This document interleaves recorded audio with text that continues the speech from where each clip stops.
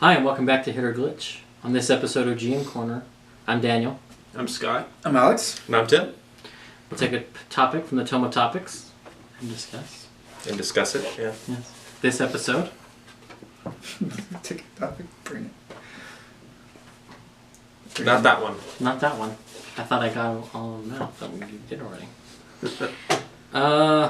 Unorthodox character builds. Making suboptimal combos fun. I think you did that one. With your investigator whatever for... Suboptimal? He was ultra optimized. Okay. I think you're misunderstanding what the prefix sub means. Just because it's not mainstream doesn't make it suboptimal. Okay, whatever. Never mind. For what he was designed to do, he was super optimal. Okay.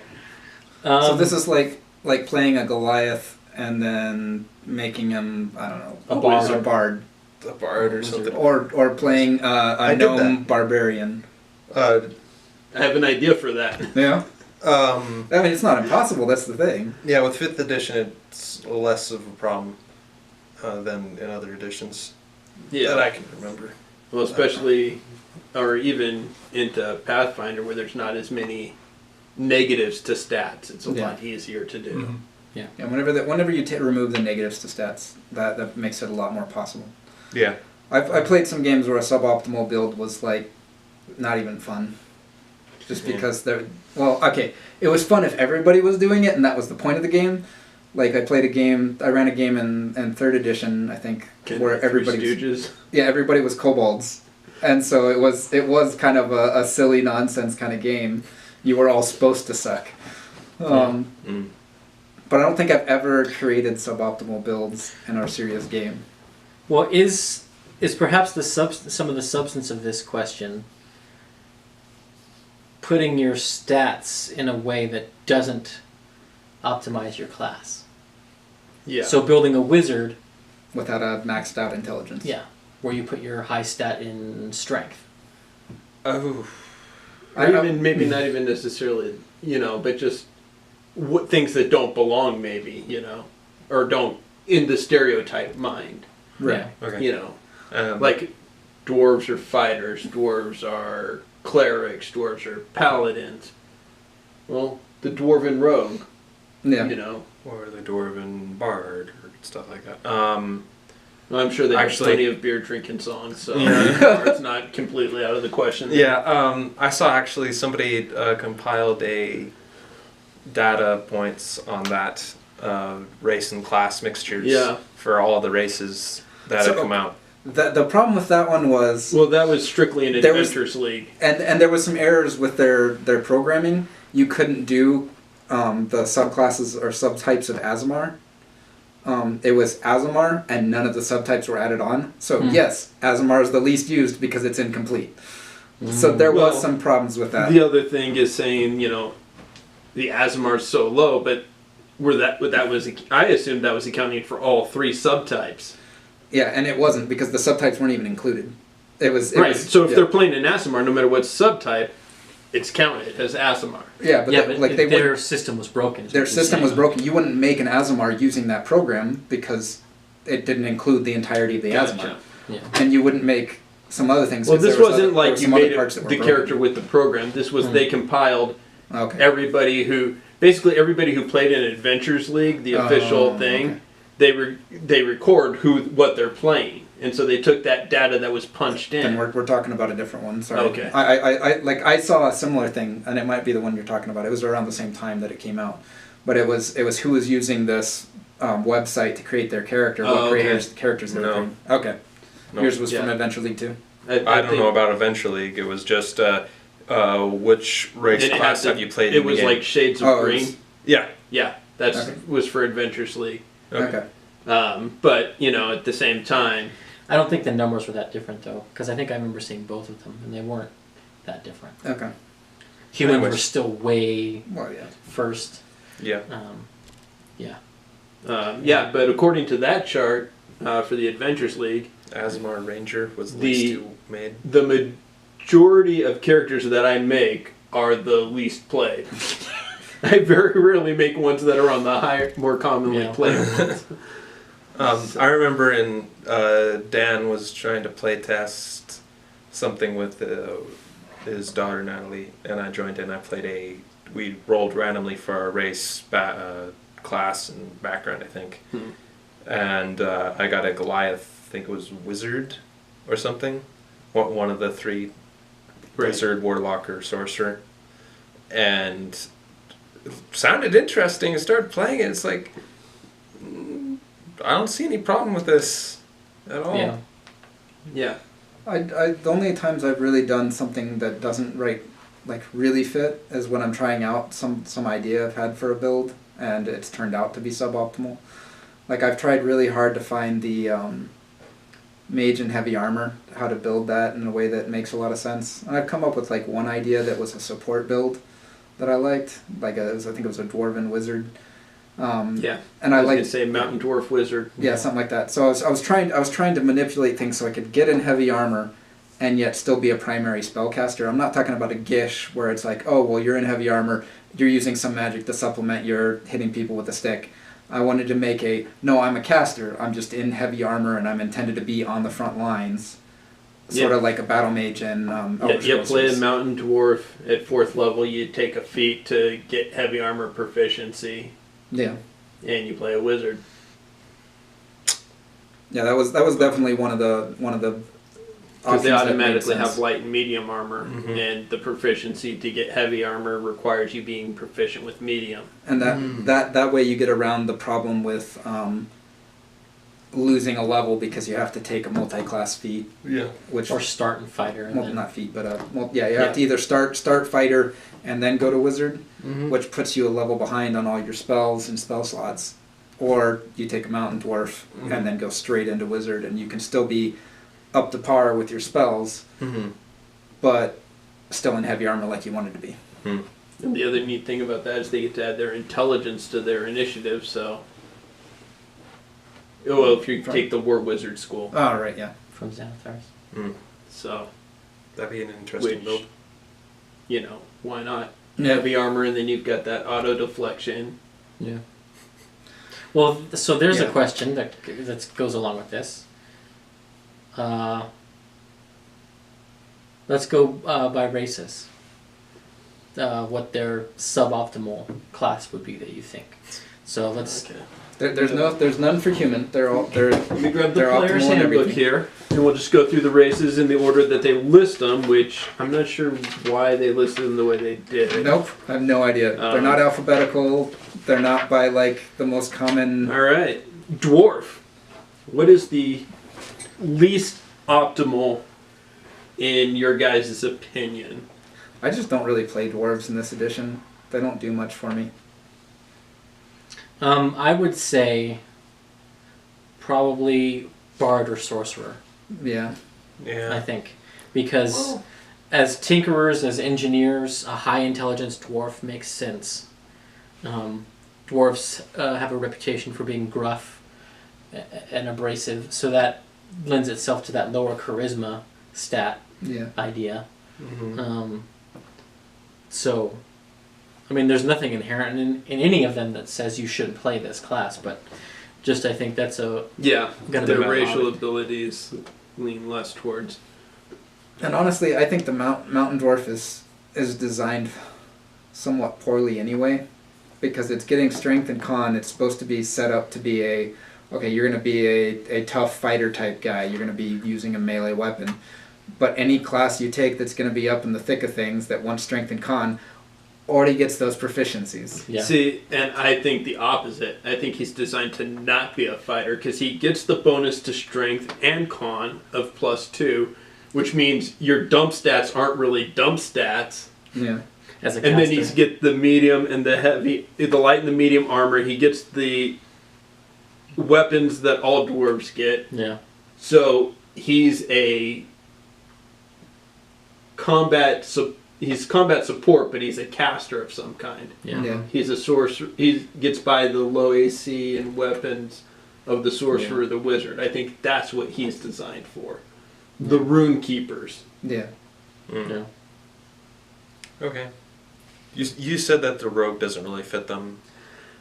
There's arguments for it, but I think the rogue is the least.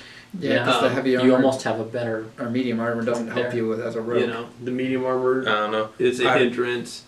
I read a comic. Well, there's 2 medium armors that don't give disadvantage to stealth checks. Right, but they're not the ones that give the highest AC bonuses. And either way, you're not going to add your huge dex. But the to big thing, medium armor. You might be right with the rogue because none of their racial weapons are finesse. Yeah. But I mean, I know there's the thing. Well, they're tinkerers, no, because to use the sneak attack from rogue, it has to be finesse. Right, but what I'm saying is you're going to get that from your so the racial weapons become useless. Yeah. Well, and their stat bumps suboptimal. Yeah, suboptimal. Suboptimal is the better word. Yeah. Yeah. I don't know. I read a comic that has a really awesome dwarven rogue spy master guy. Was pretty cool.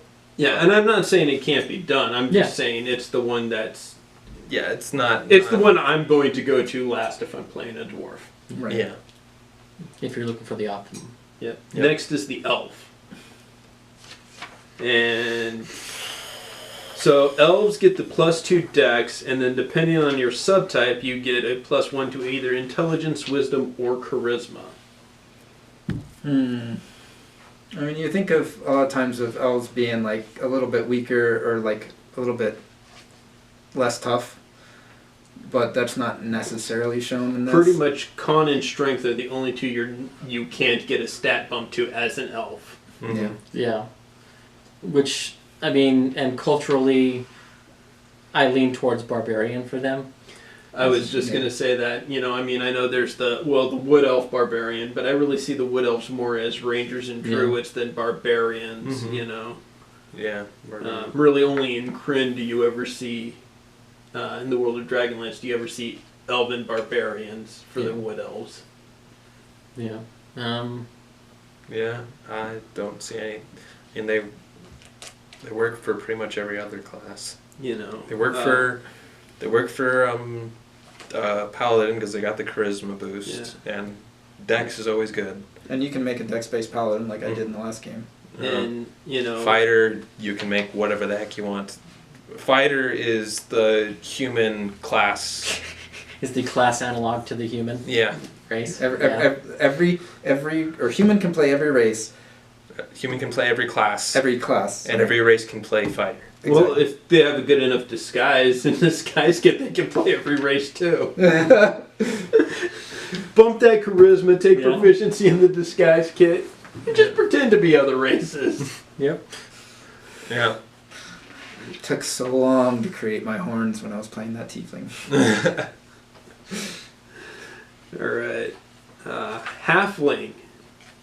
I feel like their weakest is barbarian.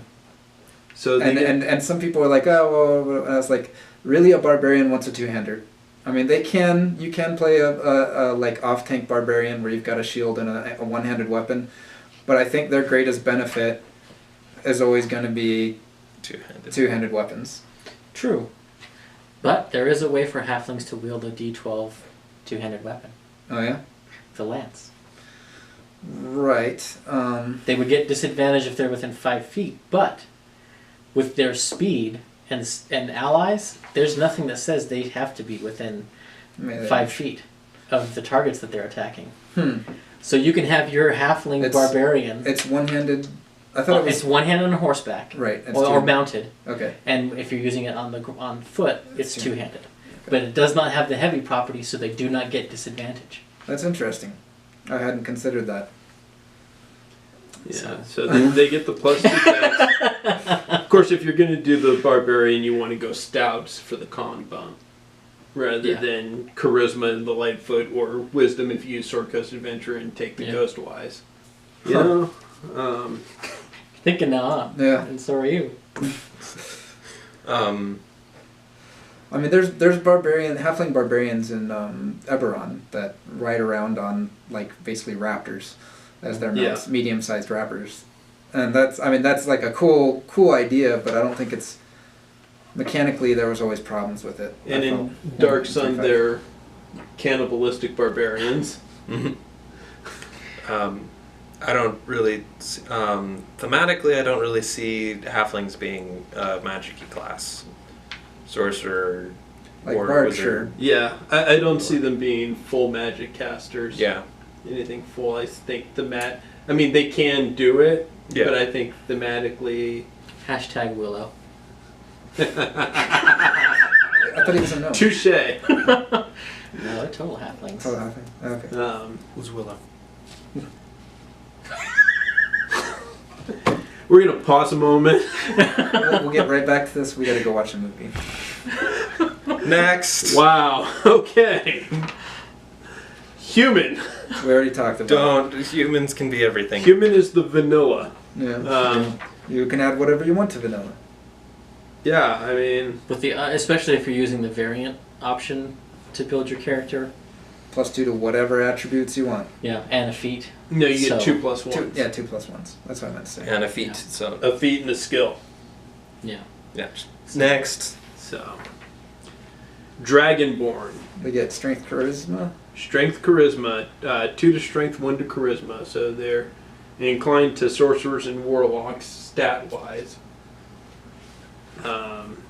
They're inclined to martial types. Yeah, they make pretty good paladins. I think it's their prototypical as well in a lot of editions, Yeah. a lot of times. Again, they can be fighters. Everything can be a fighter. Maybe cleric. Or barbarian. Maybe. I think more caster types will go sorcerer. I think wizard is Yeah. perhaps Wizard's also kind of off. suboptimal, especially when you're talking about action economy. Yeah. When you're using an action to cast a spell that does way more than your breath weapon, when are you ever going to use your breath weapon? Well, honestly, when are you going to ever use their breath weapon outside of level 1 anyway? Yeah. Honestly, weapon you is know, suboptimal for action. I've heard of a few people doing this, and I think that it's wise. The I bonus would action. to make it a bonus action instead of an action. Because otherwise, It gives it more economy at later levels. Well, it has the cantrip level growth Yeah. in it. Okay. So, So it does it's get not- up there sometimes. Yeah, it's not eventually. completely useless. Like right, at 11th but level, it's you're doing once per rest. 46 and 5d6 at 16th. Yeah, so it's got the cantrip progression. And I always put in my games, if any of my players are playing a Dragonborn, I always put in some kind of magical add-on that they can add on to their weapon, their armor, their helmet, something that can give it a bonus. Did of some sort. Xanathars have any racial feats for the Dragonborn that did anything with their breath weapon? One, they have a dragon fear where they can yeah. expend the use of the To take fear dragon, attack so and the stuff. once per rest to do make everyone make a Draconic wisdom fear. save or be frightened of them. Yeah, Okay. that's a good. You know, it's once Modification. per rest. I would either say make it a bonus action or make it rechargeable. Yeah, some way. But we're not talking about how to fix this. We're talking about how to. That's what is true. suboptimal? Raw. Well, the breath weapon ability is suboptimal. Yeah. But anyway, The other potential is a ranger, a beastmaster ranger, yeah. for a similar reason. Yeah, they're already Action using their economy actions. and the fact that your pet is more than likely going to be in your area of effect. Yeah. Yeah. So maybe that's the worst, is a Beastmaster Ranger, or just a Ranger somewhat in general. Yeah, I 'cause you're think a already using ranger. your actions every turn. Yeah. Yeah. And you're going for Or further maybe distance. a rogue for the same reason. You're using your bonus action to move and sneak and whatever Yeah. else. Yeah. Okay. All right. Next. Next is the gnome. Gnomes get +2 intelligence, and then either a bonus to Constitution or Dex. And then in Sword Coast, this Verneblin gets a plus to Dex as well. I would normally say, again, the problem is being small and not being able to use a big weapon, but I guess Dan already covered that. So yeah, again the Well, barbarian. I have a workaround for that problem. Yeah. The barbarian. problem still exists. The problem still exists, especially Because they don't have the because that's the an hide odd behind people thematic Yeah. look. Yeah, the halflings have the advantage that they can move through a monster square and stuff. Yeah. The gnomes don't have that. Yeah. So yeah, probably paladin again, or not paladin. Barbarian. Barbarian again. Barbarian.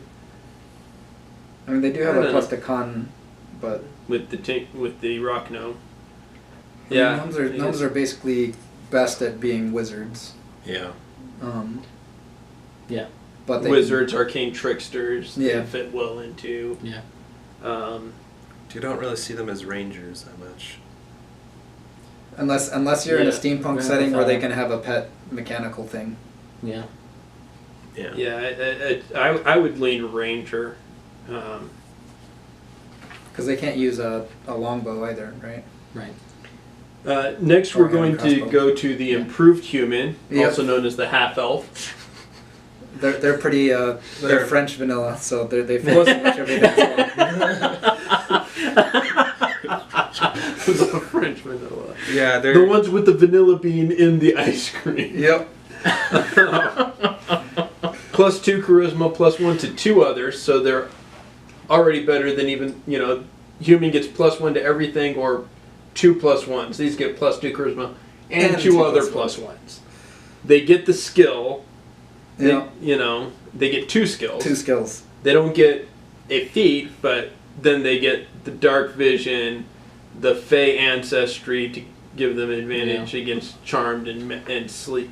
Sleep, yeah. They can be put to sleep. They have the same problem as human. They can be anything, and it doesn't matter. So exactly. Skip. That's why they're one of my favorites. The half orc, +2 strength, +1 con. They get back up. They're obviously built to be barbarian, so you can't go to your default answer for this one, Alex. Nope. No, I wouldn't go to barbarian for them, obviously. Magic class. Just about any. I mean, there's an argument that their get up from almost dead is a real good way to get a higher level caster, because you'll survive the low levels. Yes, you can survive the low levels easier. But at the same time, I think that not just stat wise, but even thematically, because some of this I'm thinking thematic as well. Yeah. That the sorcerer and the warlock both are very well suited to the half orc. Yeah. The wizard, just because they seem to be the brash, even if they're intelligent, they're just the brash, the non-patient type. Yeah. For wizard or cleric. Yeah. Bard. They're the types that don't want to spend a lot of time studying, and wizard or cleric are going to require that.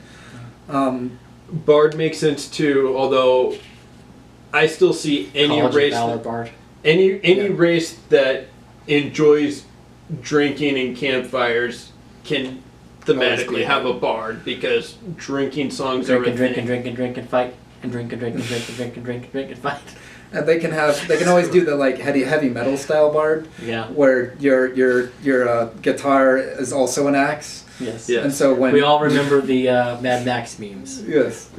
No one plays a bard, they're lame memes. Yes.